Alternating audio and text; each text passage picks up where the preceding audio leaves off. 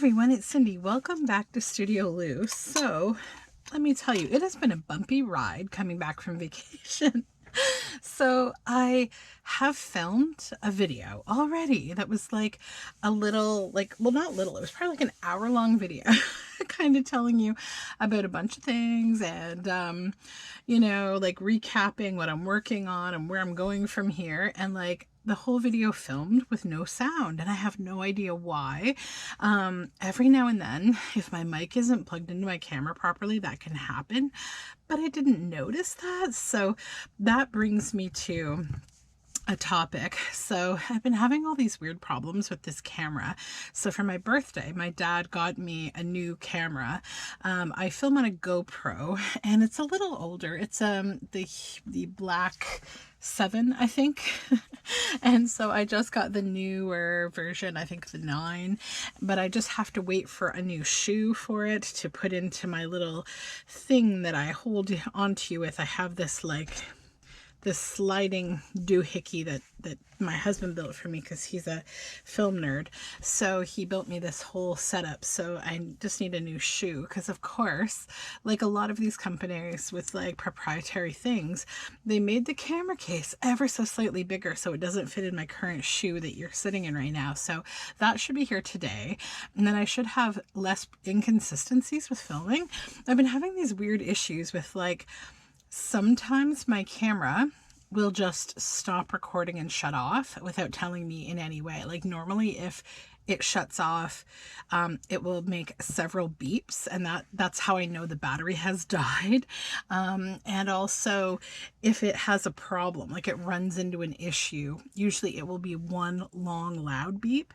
But lately it's just shut off a couple of times without even notifying me. So that's got me a little bit annoyed. So hopefully I'll get this all resolved. I think a lot of it has to do with when the battery's a little too low, which is my own fault, but it shouldn't do those things anyhow. And also it's done this thing now where I can no longer plug in the USB-C to my computer. It will only allow me to take the SD card out, put it into an SD reader on my computer, and get my videos off that way. It's like total chaos in here. So that being said, today I am just working on a bunch of things. So if you'd been tuning in before I went on vacation, I'd kind of said like, I've gotten in a little over my head in terms of projects. Like usually I'm pretty good. I start a project, I work on it, I finish it, I start another project, maybe a little overlap. But before I went away, I just started 8 million things, and now I just have calamity. And every time I go to work on one thing, I've done something to start something else, and I need to sort that out. I don't know what is going on with my brain, but this is another example. So like my friend Catherine over at Catherine Brown Artist, awesome YouTube channel, you should check her out if you haven't. She does videos that are like 30 minutes of my day, and whatever she's doing, you're coming along with her. So I think I need to just make a few of those, work on things. I'm probably going to call it like the top of the pile because that's really what it is. So yesterday I started getting a lot of work done on the 4 more volumes of these artists sampler journals, and I'm really excited because they're turning out really fun. I have to work on the spine dangles today. I'm going to do that in this video, I think, but this is one of them. And right now I'm dealing with another one of my little, oh, let's do another project. So yesterday I went out with my kids foraging. These are not dry yet. They need a little more time in the microfleur. Yeah, so this is a time-sensitive activity. So I had this whole idea that after I took my kids out and did stuff, I would have some time to myself to just like, work on these journals because they're getting so close to the finish line. I've been working on them forever. And then I realized like, oh no, I have to deal with all these flowers that I collected. Don't look at my burn hole on my microfleur. It's so embarrassing. So this is a microfleur press. If you're not familiar with what the heck I'm talking about, hold on, let me show you. So this is Microfleur Max. These are really fun microwavable flower presses that get you really quick results and good color from flowers. So you can microwave for stints of 30 seconds to get beautiful flowers. This ugly box I'm using here, I have to do something with it, but here are some of my flowers that I've already dried. I've been working away on this since yesterday, and I just decided to shove them in here for now to just kind of let them hang out. So these are going to go into another project that I do have in mind. But that being said, some time ago, so Microfleur is a very expensive little treat. It's not cheap, but I got this one actually at an auction and it was in perfect condition. I got it for like $2, which is ludicrous because they're like over $100. They're really, really nice. These are wool, and then these are just cotton sheets. These ones I actually made this morning myself because, as you can see, we have this little burn mark. Well, the original ones actually have a burn hole right through them, and it was from an error that I made, entirely my own fault. I put some thistles in here, not realizing that they have absolutely zero water content, and really I should have put them into a press, not into this. The flowers you do in here, they need to have some water content. And then also I got distracted while I was putting them. Like, they probably would have been fine if I'd only done them for 30 seconds, but I got distracted by something with my kids while I had them in the microwave. So they went for like a minute and a half, and it burned a little hole through the cotton, the thin, cotton. So I made 4 new ones this morning. I just went around them with my snips, my zigzaggy scissors, pinking shears. So now I have some new cottons, which is good. I do have also a replacement wool coming. I mean, I could felt that myself, but I just don't feel like it. And I was able to get them on Amazon relatively cheaply. So that needs to go back in the microwave for probably another 90 seconds, but in 3 stints. But let's get to that a little bit later, because I'm actually going to do some work on my intended project today. This needs to get done. And we will hydrate a little bit. Okay. Speaking of hydration, I got the coolest present from my husband for my birthday. He got me a crunchy ice machine. So it's a GE Profile ice machine, and I don't know how to explain it other than like it makes these little tiny square cubes of ice, and it's crunchy. It's like the kind of ice you get when you're in the hospital in labor and like they're trying to give you, ice cubes as sustenance while you're, redefining the whole shape of your body and trying to bring life onto the planet. So yeah, we fell in love with that crunchy ice, and my husband's a very utilitarian person, and he wanted to just buy like the $5,000 hospital machine some time ago, and I was like, well, that might be a little excessive. And so we found one though that's really, really great. Where is my punch? Oh, here it is. Sorry, I'm just looking around for this. I need to make the hole for the spine dangle. So let's just flip this around a little, get a idea of the center. Right here. Sorry, this has to be off camera. I can't.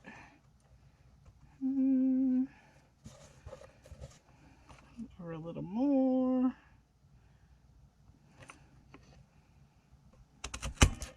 Okay, there we go. That's what I was trying to do. So yeah, so he found the GE Profile one, and it's really cool. So it basically is this like container that you put like water into the back of it, and it holds a lot of water actually, and it just continually makes little ice cubes, and they're like little crunchy ice, and they're really nice. I don't know how to explain the joy of having crunchy ice, like little crunchy ice, but it's a thing. All right, let's get an eyelet in there. So my kids love it, and I wish I had it when they were teething because it would have been amazing. And I love it for like all sorts of things, from like, you know, regular water to just like cocktails. I need to find my bookbinding thread. One sec.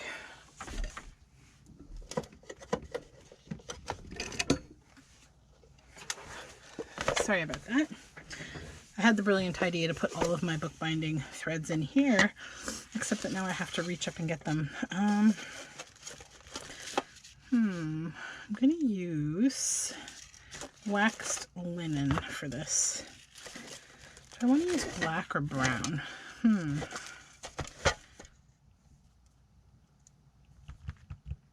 Oh, it's a tough decision, isn't it? Brown. I want to go brown.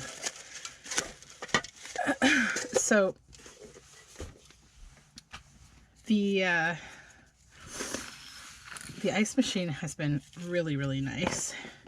It fills up with the tiny ice in this basin, and then it doesn't freeze them. Like, it's not a freezer. So they sit in there and they don't stick together because they're not, like, you know, frozen and connecting together. So that's kind of the benefit. So what happens is they slowly kind of melt, and then they the water gets reprocessed through the system and it gets remade into ice. So you'll just hear every now and then a few little ice cubes falling into your like your basin where all your ice is. And I mean, it's got a really high capacity. It can make like 30 pounds of ice or something. I can't remember now, but it's crazy. It's a really great machine. My kids are really loving it. So am I. I think we're just gonna drink more water having it in the house. And then my dad came up to return our dogs because he watched our dogs for me while we were away on vacation, which is amazing. How many of these do I want? 1, 2, 4 or 5? I don't want it to be too fluffy. And I'm going to be putting all sorts of things on here. So probably 4 is ideal. Let's go 4. So yeah, my dad came up and he installed like a water filtration system in the house, which is great. We had a Brita one, which we still have on the sink in the kitchen, but it's a little bit like cantankerous and it leaks, and it's the second one now that we've been through because we returned the first one on warranty because it was so leaky, and now and we thought it must just be a dud, but no, the new one, the replaced one, is doing the same thing. So we're just going to use the new system my dad got us. Okay, so these art studio sample books. Okay, so the spine of these, they are things that I collect from in this jar here.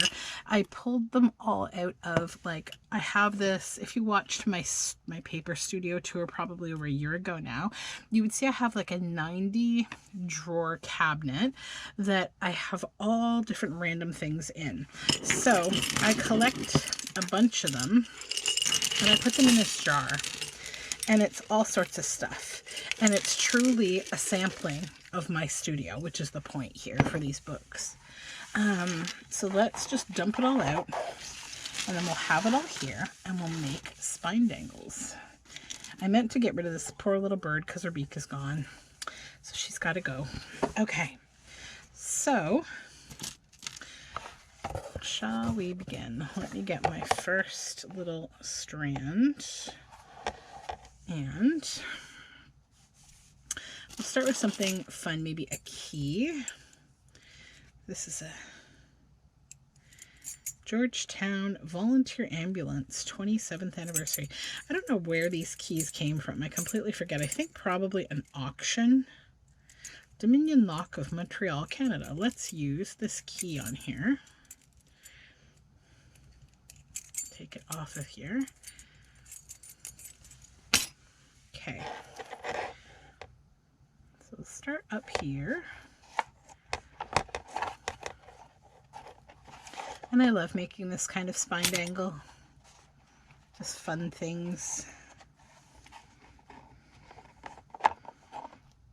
So today is my first day back at work, and surprisingly, after being off for like 2 weeks of work, it's actually not bad. I got a ton of work done before I left, and I really prepared everybody for my going away. So I think that actually really helped. There wasn't a lot to do. And also my clients are pretty good at just keeping it low key while I'm away, only bugging people if it's absolutely necessary. And that I'm thankful for, because we have a lot of people off in the past couple weeks. This little paper bead. Oh, I should show you this cool thing. When I went out yesterday on foraging for plants, look what we found. This is a piece of bark. And do you see these? Isn't this cool? I don't know. I think it's probably from a slime mold, and it's dried. It's become very dry. It's very delicate, but I'm trying to decide what I can do with it. I mean, I probably could put it in resin. That would be the safest and coolest thing to do with this cool piece of bark, but I really like it. I'm just like in love with these little things. So yeah, that was a fun little find yesterday. It was very hot outside yesterday, but it was little bits of overcast, and we took a nice walk, and that was fun. So let me get a needle here. I need a little sharp needle. There's one. And I've just been trying to get caught up on watching all of the YouTube videos that I missed, because, you know, we all follow lots of people. I'm trying to get caught up.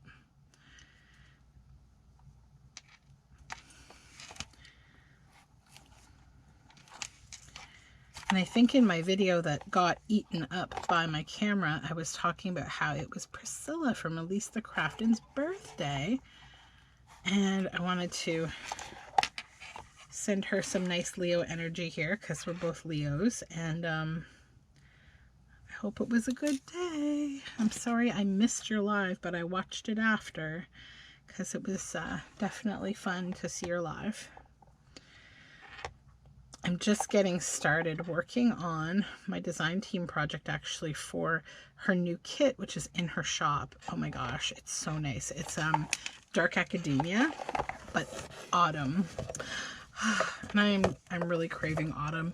When we were in the US, I mean, it was like 100 degrees most days. It was really hot, but it was nice though. But the heat does kind of get a little bit like, whew, you know, you really start to feel it after a while. Okay, what is next? Maybe a little worry doll, and I'll need to thread that on. I was watching the sad footage this morning of everything going on in Maui with the wildfires. Oh, it's so terrible. Climate change is just not good. Understatement of the year, I know, but I don't want to get too heavy, because it's a pretty heavy topic. Okay, now another bead, maybe a different one than before.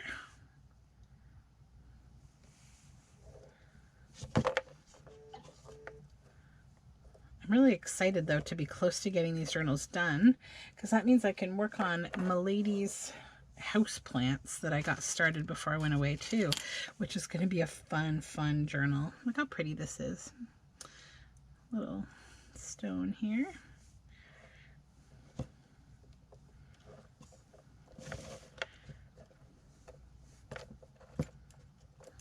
How's it better for you to see? Maybe like this is probably easier.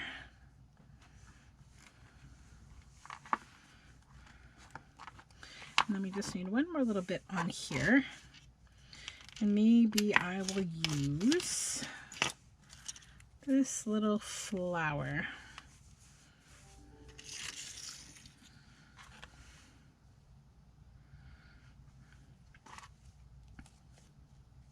I'll take the center out. I don't need that piece of plastic.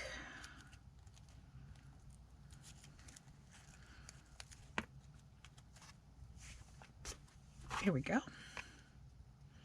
And my husband is going to be home soon. He's at the playground with the kiddos. Took them out to the playground. They saw some of, well, my daughter, one of her camp friends was there, and that was good. And apparently there's also like a karate summer camp that was there. So she was playing with those kids. And that's fun. Maybe this little glass teardrop bead. Oh, the hole's a little small on that one. I'm probably going to have to collect a few more things soon here. Oops, this little floral button is cute. These are vintage.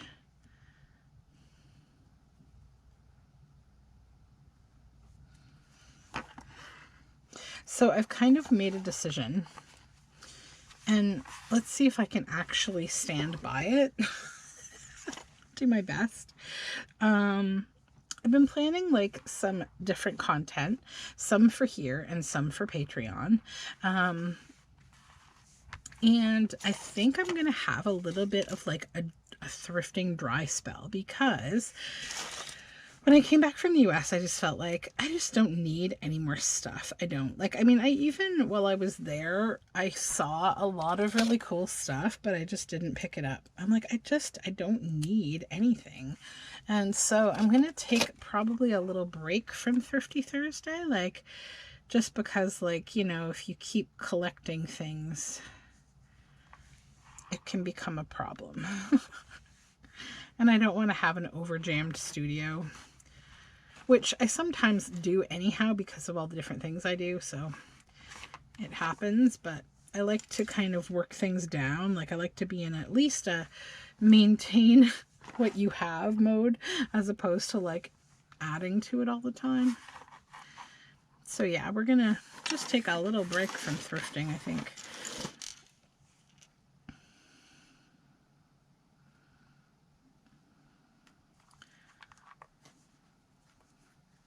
And it's hard because I like thrifting. I like it as just an activity. It's not even necessarily about the buying things. It's about like the treasure hunt, right? Like I think you get like a little bit of an adrenaline when you find something really cool, especially if it's a really good price. And you can think of like it inspires a project or something. And I'm not the kind of person that likes to window shop. Like I completely don't like window shopping, because I feel like if I see something I really like, I want to get it. I don't want to just look at it like, ugh, that's never been my thing.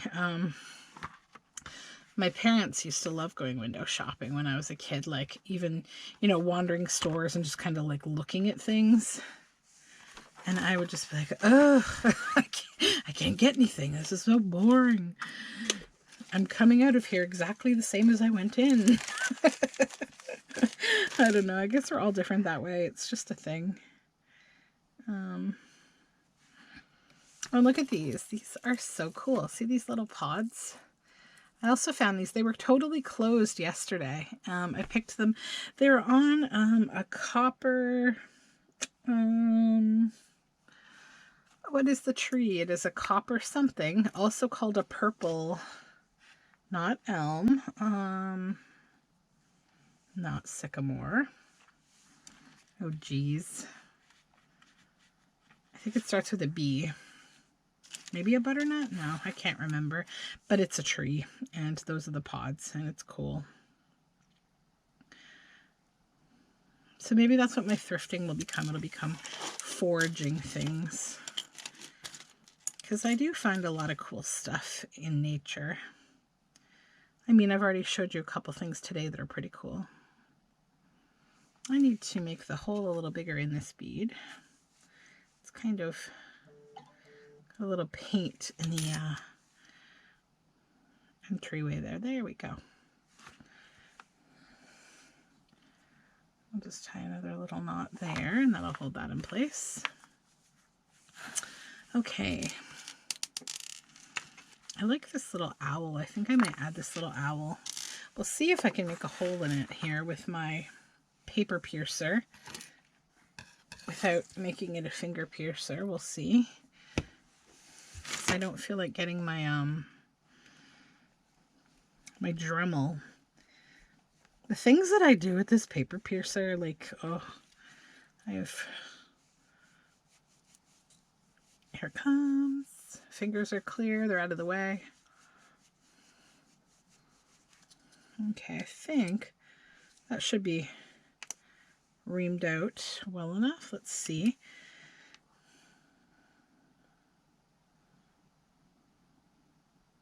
Not quite, not quite. In from behind and the back there. I think that'll be good. I just need it to be big enough to get the wax linen through. I want to put it in through the back so that this faces the front.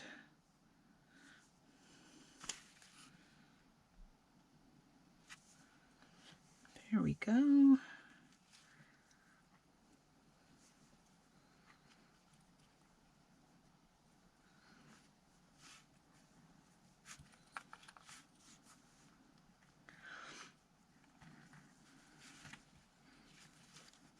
Okay.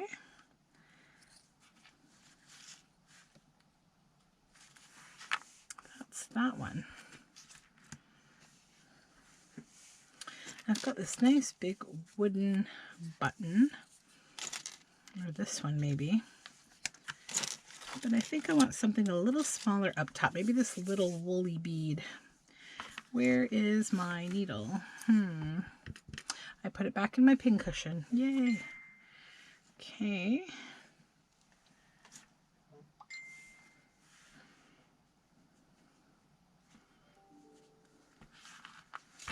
All right, that's that.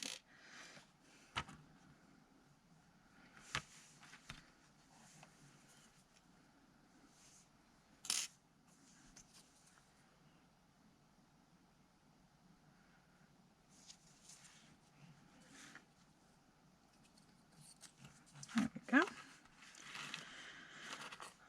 So yeah, I think today, other than just working on work, I'm on my lunch break right now.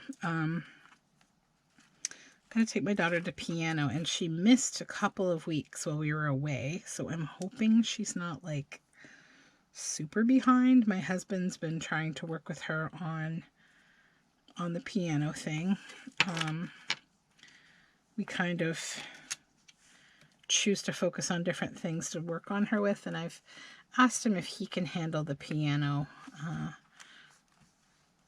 lessons, because I'm focusing a lot on reading right now and just other things where we've been studying. I found this really good book that's called something like Power, Who Has It, or What Is It, Who Has It, and How It's Used or something. So we've been talking a lot about power dynamics, and I'm telling you, it's a really good way to have that kind of a platform conversation with a little kid, is have a book that you can use as your kind of starting point to do so. Because I've had some, I'd say, extremely valuable conversations with my daughter about power, that I don't know how I would have broached these subjects necessarily naturally without a book to kind of start the conversation. So it's a really nice way to do that. And yeah, it starts out by talking about like how, you know, how power in families works. Like, why do parents have more power than the kids, and what is the correct use of power versus an incorrect use of parental power? And that really helps with things like, in general, the relationship that children have to adults and how to navigate that kind of, you know, relationship if for some reason the power dynamic ends up being wrong. And there's like a, oops, that's too crackly. Let's toss that one. You know, there's an abuse of power going on. It helps a child to realize what that looks like, which I think is pretty important for kids. So like you can explain to them like the correct use of power is me, you know, seeing you reaching for something hot and raising my voice to quickly get your attention, you know, to tell you don't touch that, it's hot. So that's like the correct use of power, and with some kind of like alarming aspect, like the raising of voices, right? Like, why do those things happen, versus an abuse of power, which would be me, you know, hitting, or, you know, like, what would be another abuse of power?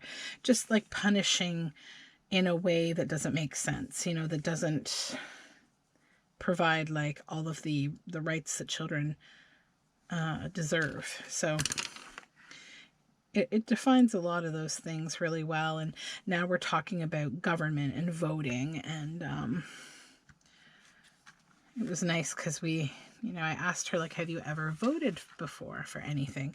And she couldn't think of anything. And then I reminded her that, you know, when the Girl Guide Association changed the name of the brownies because it was a problematic name for children of color, and they changed it, and there were two options, and she voted for the Embers, which is their new name. So, you know, I said that's a case where like your vote matters, and you voted, and you know, you got the winning vote. And so it helped her to understand the power of like voting, and yeah, it was fun. Good conversations with that book. But I need to go to the library today because my books are due. So I will do that.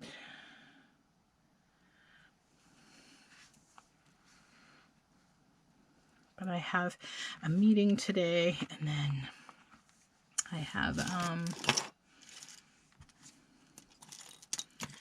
piano later, but I think I'm going to take maybe an hour after work to just do some reading with my daughter. We're just trying to kind of get back in the swing of things. Going on vacation can be so hard to come back from. I need to get more things, I think, guys. This stuff is starting to feel too repetitive to me. I will be right back. Alrighty, so I got more toys here. So let's find... I'll use this little skull bead. It's so cool, these little stone skulls. Do a couple knots there. And I can hear my family are home upstairs now. Okay, one more strand to go.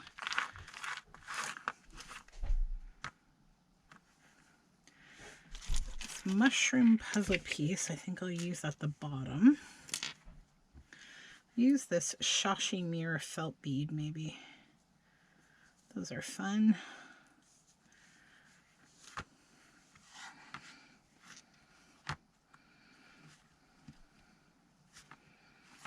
Couple of knots there. I found this little toy.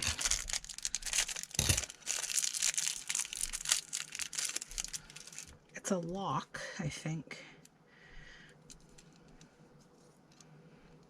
I think you like have to line up the alphabet to lock it, maybe. Let's see. And then turn it. No, it doesn't seem.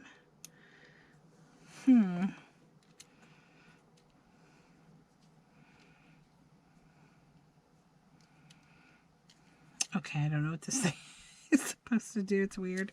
Let's just not use it. It's kind of weird. Maybe one of these little bits. Little bauble. Then a googly eye. Life is not complete without a googly eye, and these are the great ones that they're vintage that you can sew on. It's so hard to find the ones that you can sew onto toys, rather than the ones that like you just have to glue on and they don't last. So let's add our, whoops, not that one. This is the one I want, the puzzle piece of mushroom.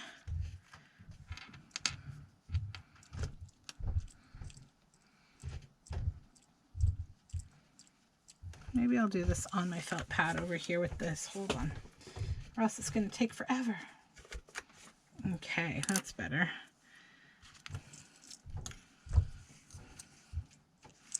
I think I still need the needle though.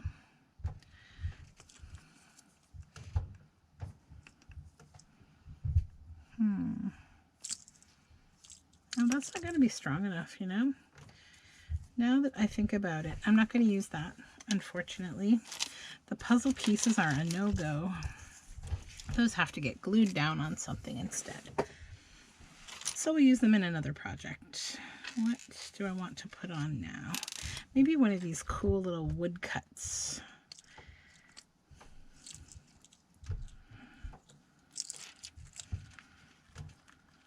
Okay, 1, 2.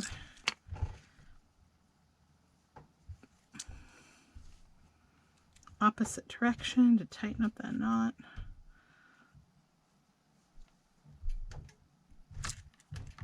There we go, and I will just give it a pull with my plier.